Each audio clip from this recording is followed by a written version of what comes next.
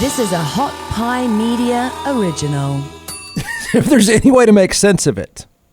Poor attorney Stephen Toland, who's our unofficial legal analyst, is put in the task of trying to decide the fate or the legal angles for and against Jussie Smollett, the actor who is on trial for staging a hate crime or not staging a hate crime.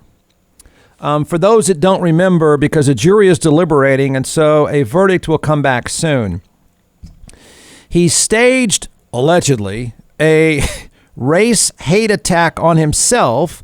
Then he lied to cops about being the victim. This is a young, good-looking guy that was on the show Empire. He's denied that he orchestrated the alleged crime in which he claims two men yelled anti-gay racist remarks and struck him in downtown Chicago. I remember the day or two after this happened thinking, oh man, this is awful. And then 2 days after that going, are you kidding me?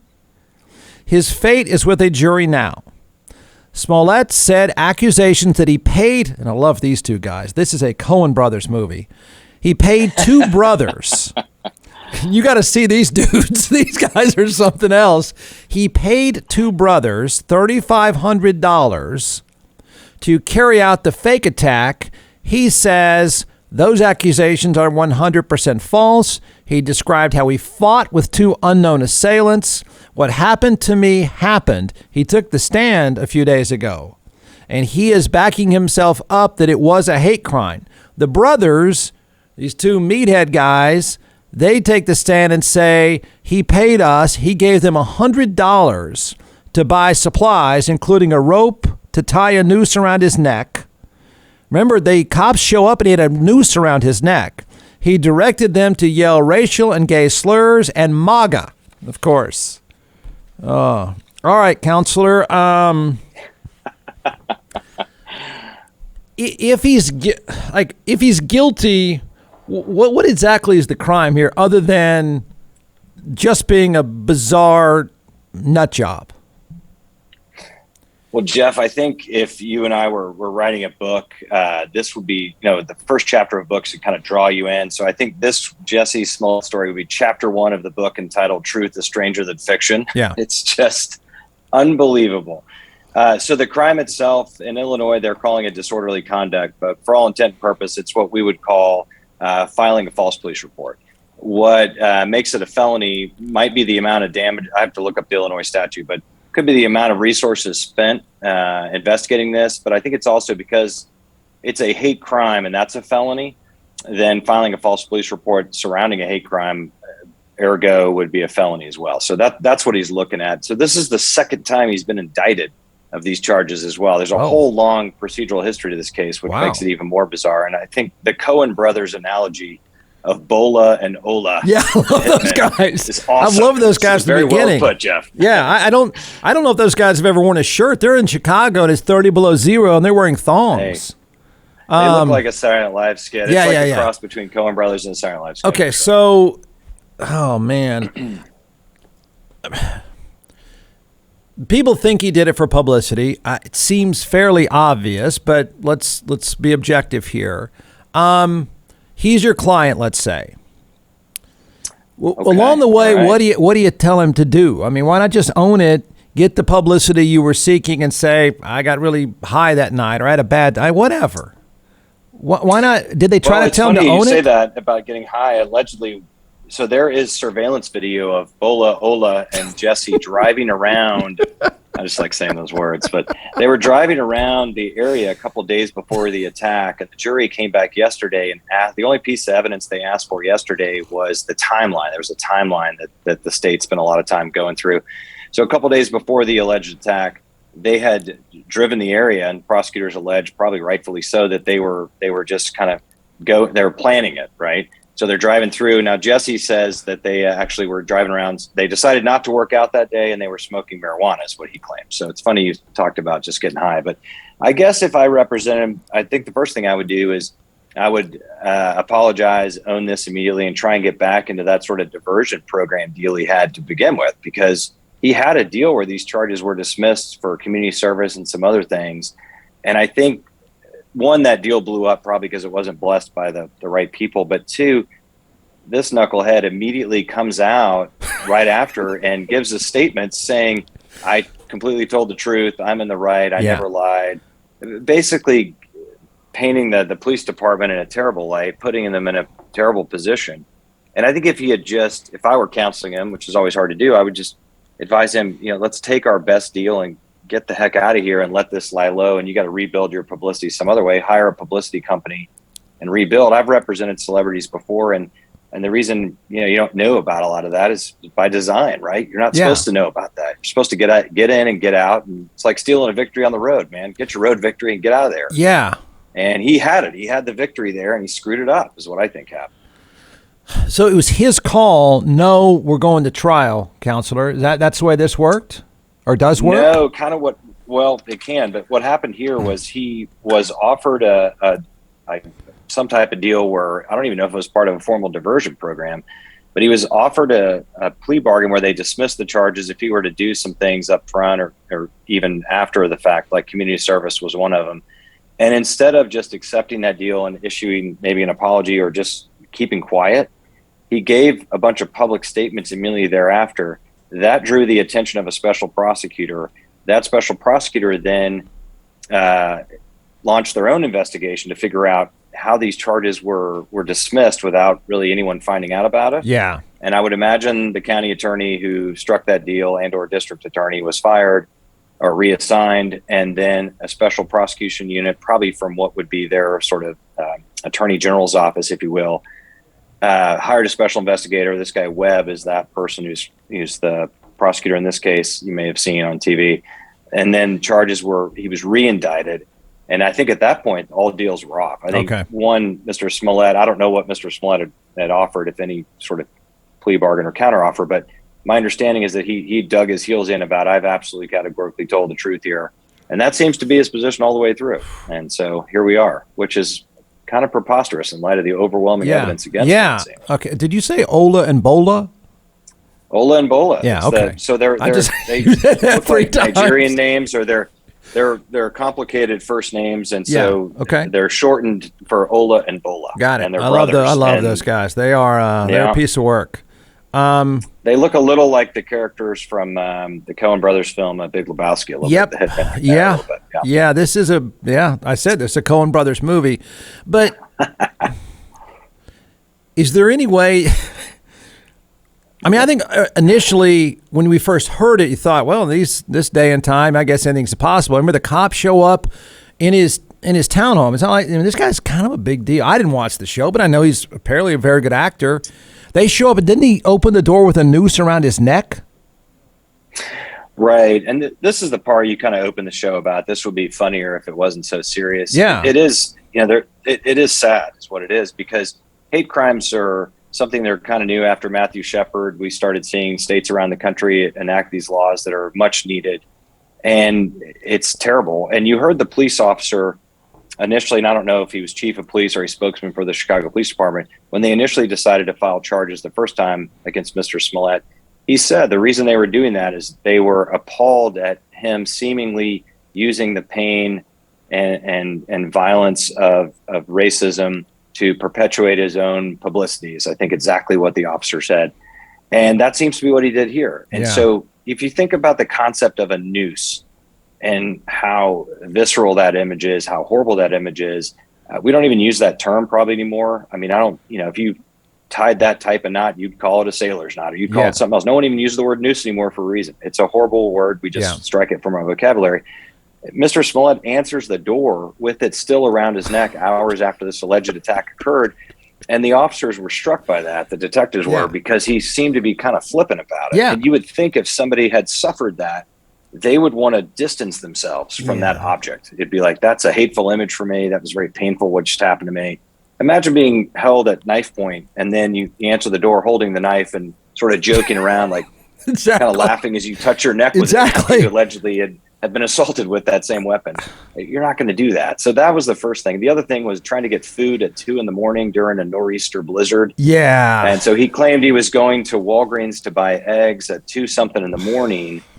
And then he didn't know the Walgreens was closed. So then he decided to get a Subway sandwich, because everyone knows you can get Subway sandwiches at 3 a.m. Right. and a nor'easter in January in Chicago.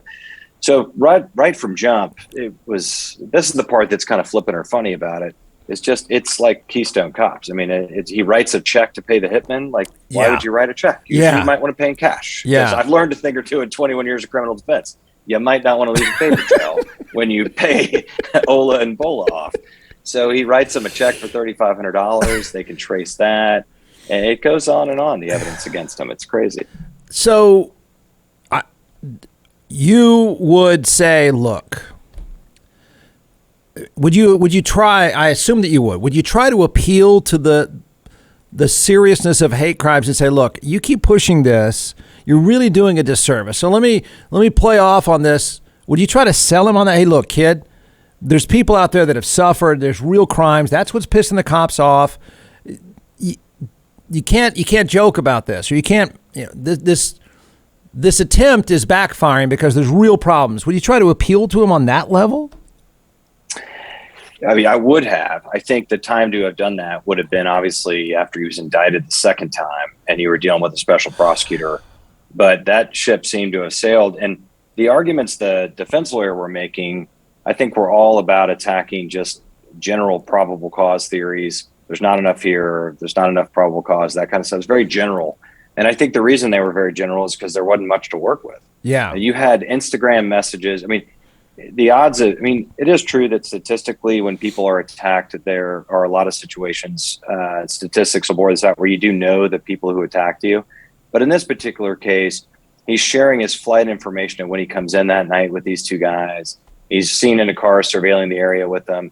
And so I think the evidence is so overwhelming. I would have tried to convince my client, you just got to own that and say that maybe you were trying to bring awareness to hate crimes, and nice. It was a really bad idea. Yeah, nice play. The stunt failed, and you're going to make a donation for $300,000 to pay back the resources that were spent by the police department, and you're going to start a fund to kind of something. I mean, you have to completely flip this around. Yeah. And take back control of the narrative. But he has doubled, tripled, quadrupled down on his stance that he is telling the truth, and it almost seems like anyway, I don't want to say anything sort of an ad hominem attack against Mr. Smollett. I don't know him, but it seems like there's some mental stuff going on there. I mean, it's just categorically because is he killed to keep saying what he's saying. Yeah, he took the stand and he just basically told the same story again, correct?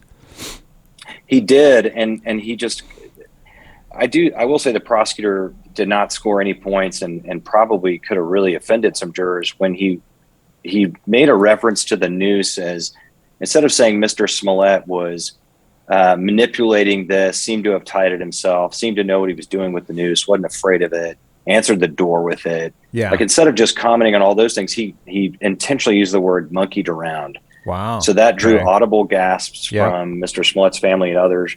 It was very offensive to say that. He did that by design. He claims to have done that by design to bring awareness to the hypocrisy of what Mr. Smollett was doing, which was saying this is all racially motivated. Oof. I think that was a bad idea. Yeah. I don't necessarily agree with the sentiment going around today that the prosecutor reading Mr. Smollett's own text where he used the N-word and he was saying the full N-word instead of just, a lot of us in court, if there is some racial slurs, we'll just say the first letter of the racial slur and we kind of know what it is.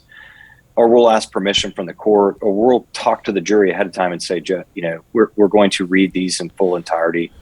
But he didn't do any of that. Instead, he started saying the word. And then Mr. Smollett says to him, hey, will you not use that word? You're offending people. And I just thought that whole thing was bizarre because those are his words. Yeah. Like, now you're concerned that you're offending people when you're using the word.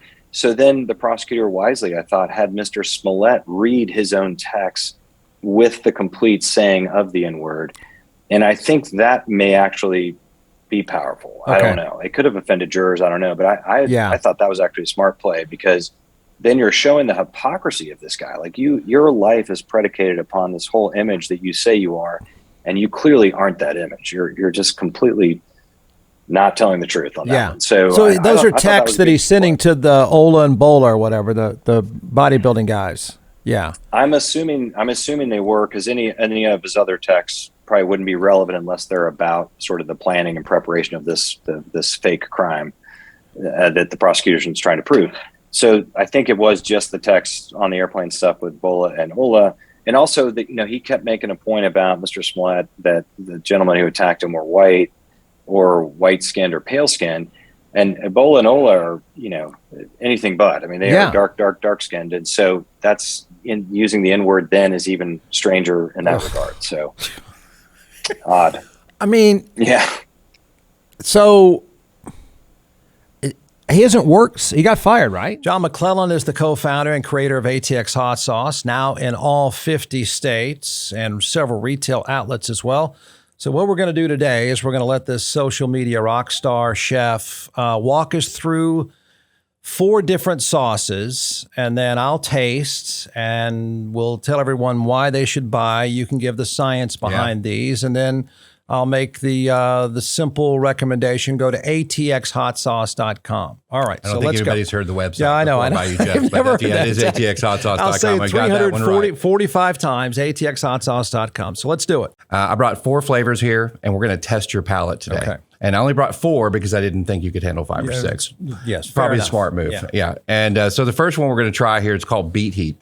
And just like the name implies, it has beets in it. It's made with red Fresno peppers. Red Fresnos are red peppers that are they're hotter than a jalapeno and a little bit less than a serrano. So not super hot here, just a lot of really good flavor. So we're going to start with this one, and then we're going to move up the chain. Okay. I've had the Beet Heat, but okay. Yeah, we're going to try it though. It goes well with a cab. All right, Jeff's savoring Beet Heat. I'll even do it with you, so that should be all right. Now remember, it is hot sauce. Yeah. Oh, it is. It's hot sauce. Trust me, man. Wait, is that one hot to you? No. A little. Yeah. The great thing with the fermentation process is you get a bunch of the flavor right up front. Yeah. And then the heat comes, but then it dissipates pretty quickly, especially with the red Fresnos. This is not a very spicy one, but it is a very tasty one. Goes on great on sandwiches. Beet Heat. Beet Heat. B-E-E-T. Heat. All right. Go to atxhotsauce.com. That's right. He hasn't worked this entire time. Right. No, I don't think so. Which is a shame. I mean, because, he's probably a talented actor. I didn't watch the show Empire, but he obviously is from Chicago. He's a native there. And I think Chicago itself, the city, was pretty upset about it. It brings a lot of, no question that Chicago is not known as a bastion of racial tolerance and transparent policing and all those things. So if you're trying to improve those, you're pretty upset at the way he's taken advantage of this for his own publicity. I just can't state that enough. Yeah, there's no right. There's no. I mean, you're telling him, look, kid, there's no upside to this, right? I mean, there's no whatever cause you want to try to spin to this. There's no upside. There's no. This isn't working. No, and I mean, we go back to Daley and all civil rights and racial injustice and the fight for all those things. Chicago's a hotbed of all that. I mean, it has not changed a lot. And so if that city after, President Obama, that's the native that his name was mentioned in this trial, the defense lawyer even talked about, this is Obama's city. Why would Mr. Smollett besmirch it by doing this? He must be telling the truth. I mean, there's racial undertones in every conceivable way in this trial. Not sure if any of it is going to help or hurt, but so I just think that's a large reason why they brought charges a second time against him, is that they're pretty offended at the way the city's being portrayed by him. Yeah. And so bad for him. So it sounds like you and most others assume he's going to be found guilty. Guilty of what? I mean, it seems like an idiotic thing. It is an idiotic thing to do. If he's guilty of doing this idiotic thing, yeah. But what really happens to him legally?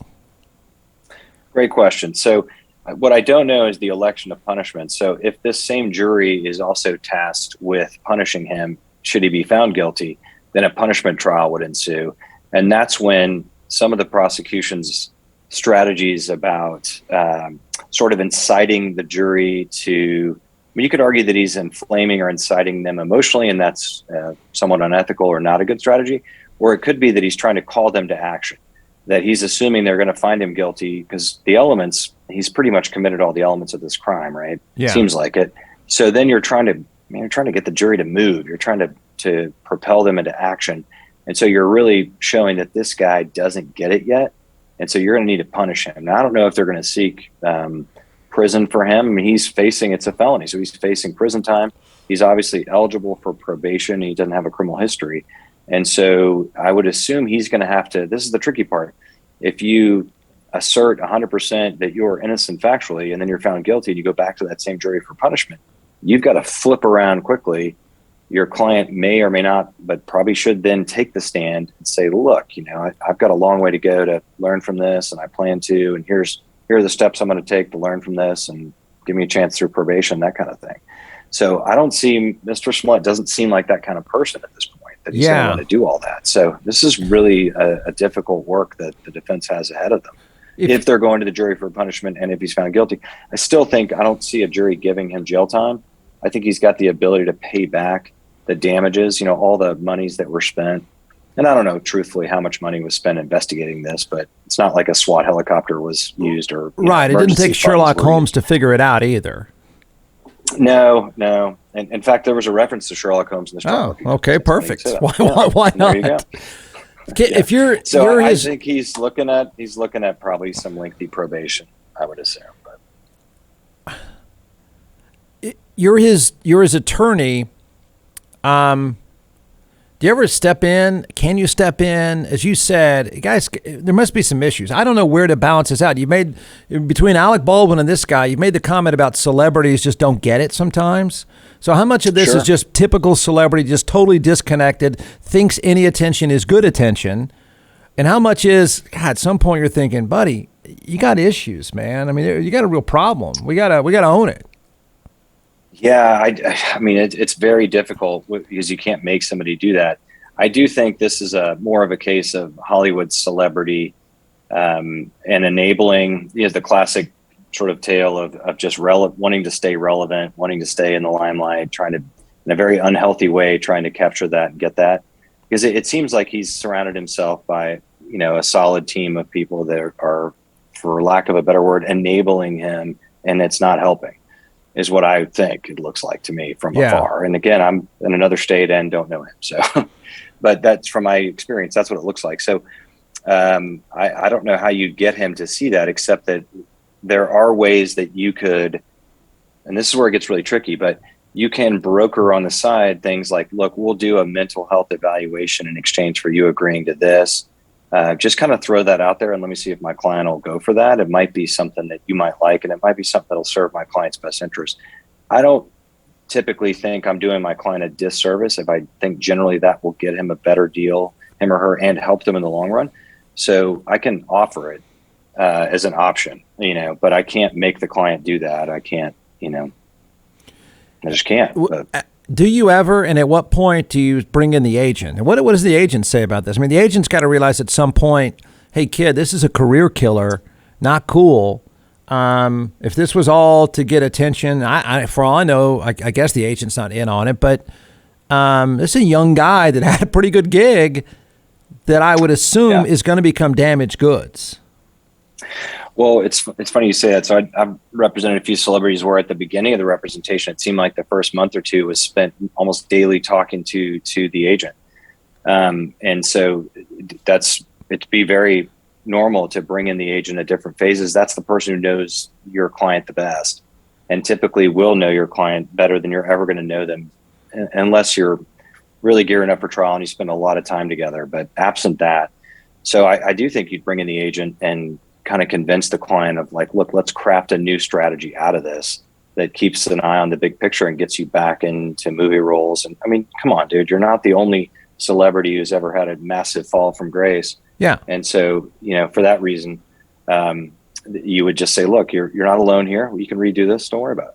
Yeah. I mean, tolerance is, I think tolerance is pretty high up until a point. I'm just wondering if he hasn't passed that point, that threshold of, you're such a jackass and such a jerk, and this was, pushing this further. It's just not. You don't get a pass ever again. Well, the problem is too, you're hitting on all kinds of buttons too. You're potentially alienating yourself from that which you're a part of in this class. So you've got homophobia. You're hitting on all those buttons.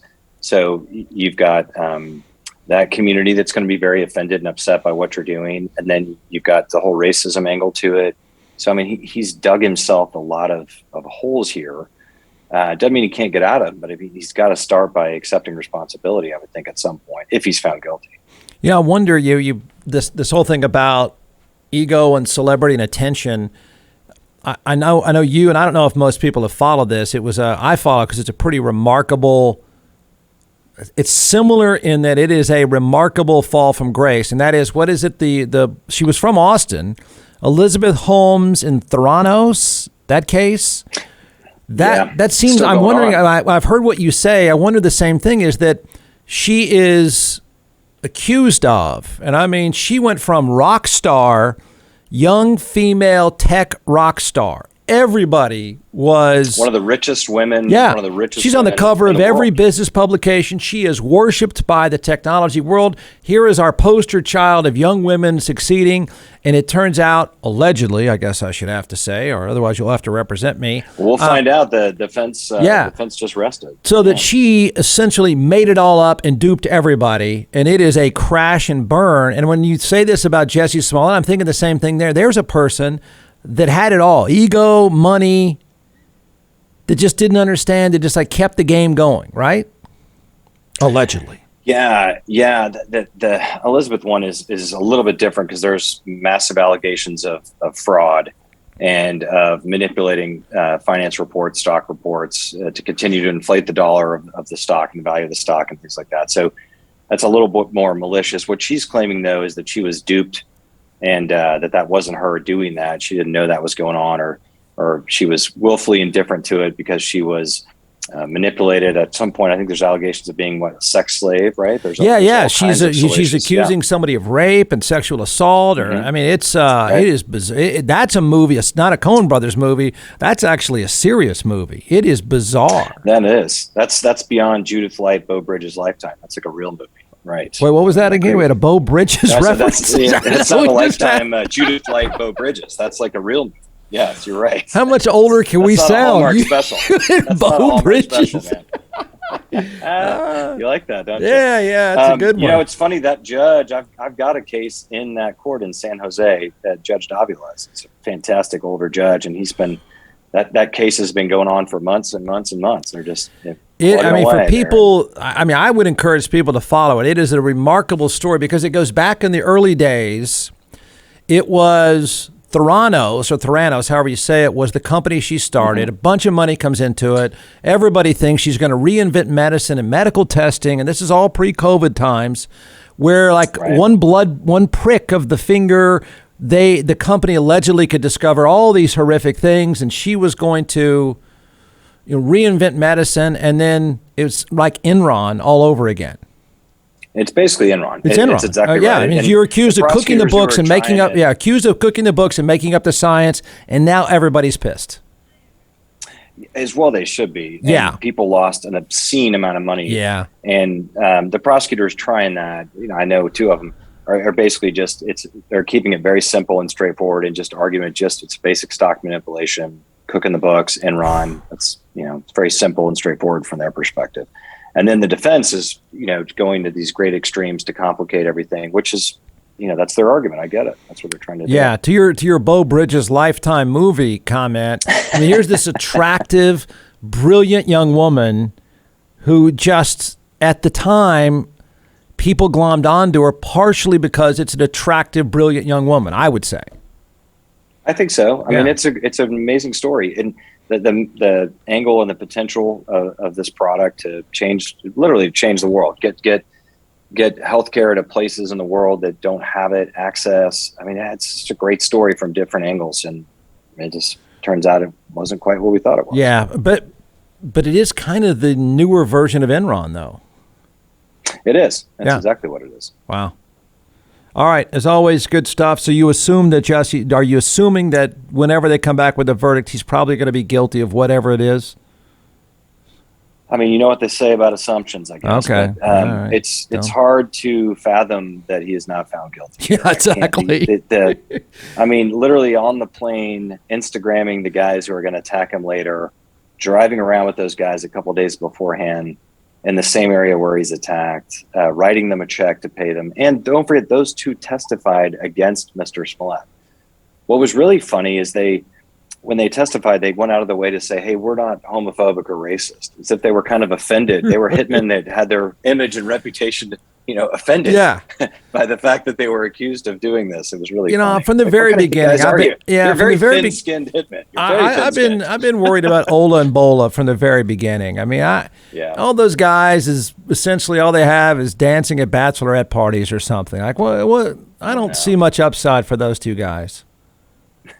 I don't think so. Right? I mean, anyway, I think that it's just every conceivable thing you would need.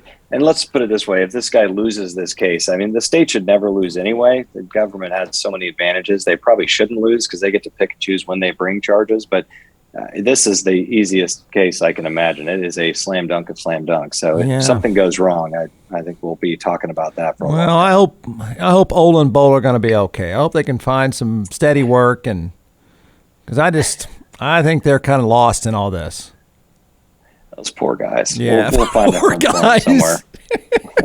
Like I said, I hope they got a bachelorette party, maybe bachelor party too, somewhere to dance tonight.